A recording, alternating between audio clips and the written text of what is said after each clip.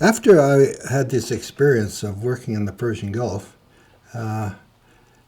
fortunately I had a person I worked for who came from Columbia University Woods Hole Oceanographic Institute, which is right at top line place if you're going to be an offshore geophysicist.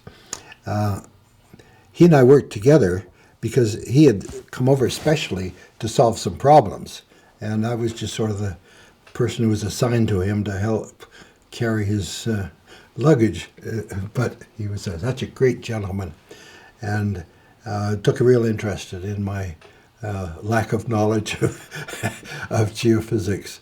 Well, I had the basics. I was miles apart from him. But he was a guru, and he explained everything he was doing and showed me how to do things. And it was one of the greatest learning experiences. Well, after that assignment was over in the Persian Gulf, I went back to Calgary and joined what they call a land crew as opposed to an ocean crew. So I was doing seismic around Alberta and Saskatchewan, and I really found it enjoyable because I'd never been north of Edmonton before, and it hadn't seen much of the prairie towns. And the job is to go from town to town. You stay a week or two and you go to the next town.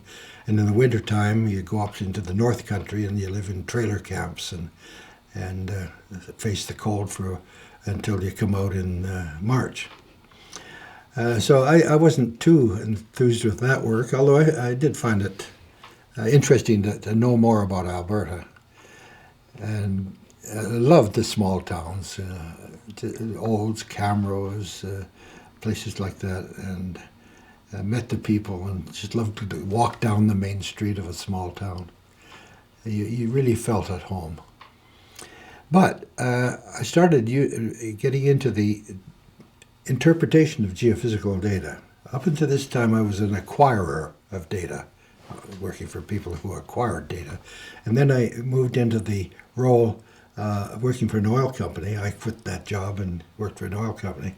And I started to learn about how to interpret the geophysical data and convert it to geological knowledge.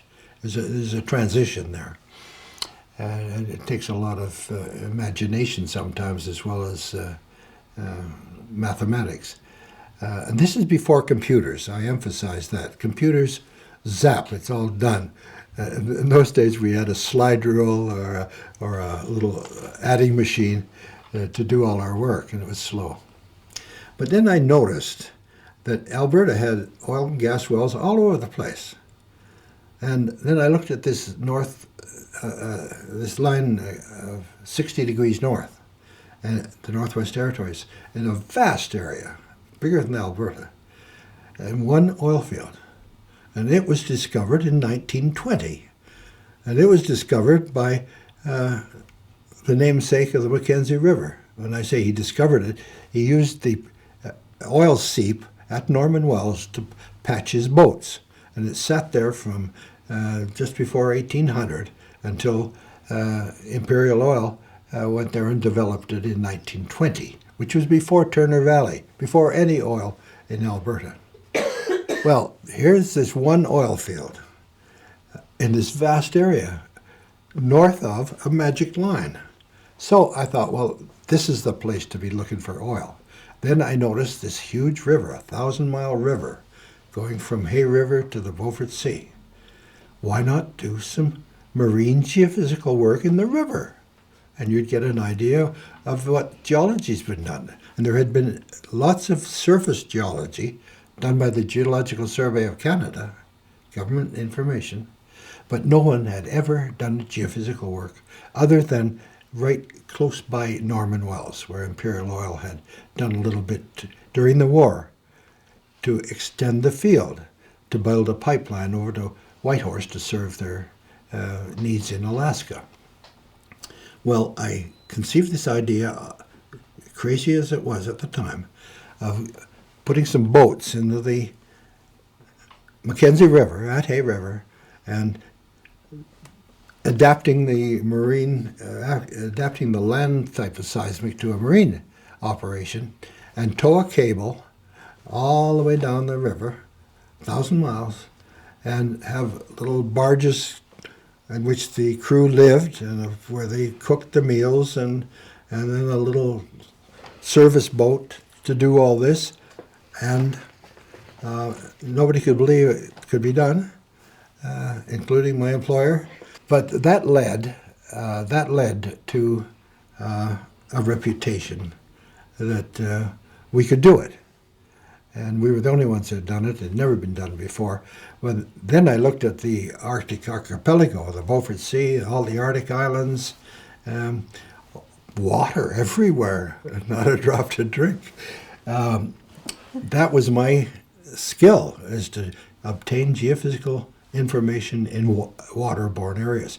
Well, these I shouldn't say little, these areas of ocean between the islands or among the islands had never been explored. The subsurface had never been explored. Nobody knew what the geology was like under there. And I put together another couple of crews and started. I like to give names to these things. The one that went down the Mackenzie River we called Beeline, because there was a beeline from essentially Alberta to the Beaufort Sea. Then we started a GeoQuest. The word quest is very handy because it describes what we're trying to do. And then there was an Arctic Quest, Beaufort Quest, Polar Quest. Every year, for 7 years, we did a new quest and continued the old one. So we kept getting bigger ships and better equipment. And the way we organized it like a movie. In other words, we hired all the equipment and the actors, you might say, the technicians, and we financed it as a small private organization. And then we sold the data, just like movie companies lease out their DVDs now. When we went into the Arctic islands, we had to, there was a lot of ice up there at the time, a little less now. We got sealers, in other words, the ships that go out to catch seals in Newfoundland and Labrador. We got that type of boat, and some from Norway, to put our equipment on. So now this was a much better platform for exploring. And we were equipped to handle a certain amount of ice. But basically we avoided ice, and we'd go in there in July and stay there till September and then get out. Well, the rather important thing about that, which I really didn't realize at the time, was that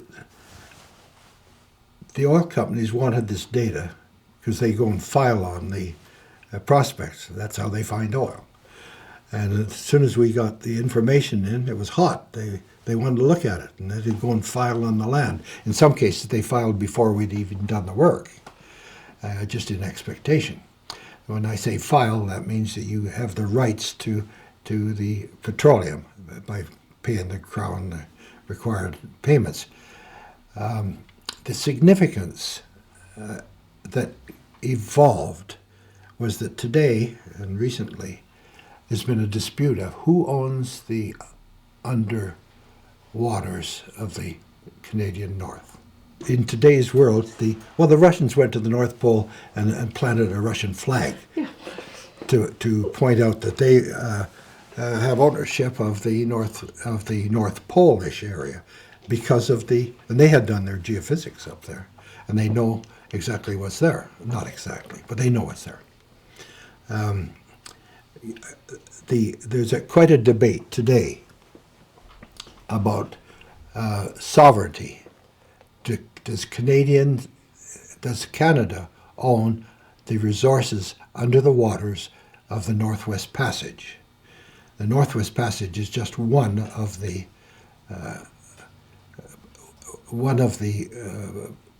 inter-island waters. In fact, there are several Northwest Passages. And up in the Arctic archipelago, companies have found gas and they found oil in the Beaufort Sea. The significance is that when oil companies filed on these permits and bought our data, they bought the data from us, a Canadian company. They filed on the mineral rights from the government of Canada. This is keep in mind that these companies were not only Canadian companies, they were international countries, European, American, German, French companies. They all filed on these properties with the Canadian government. I leave it at that.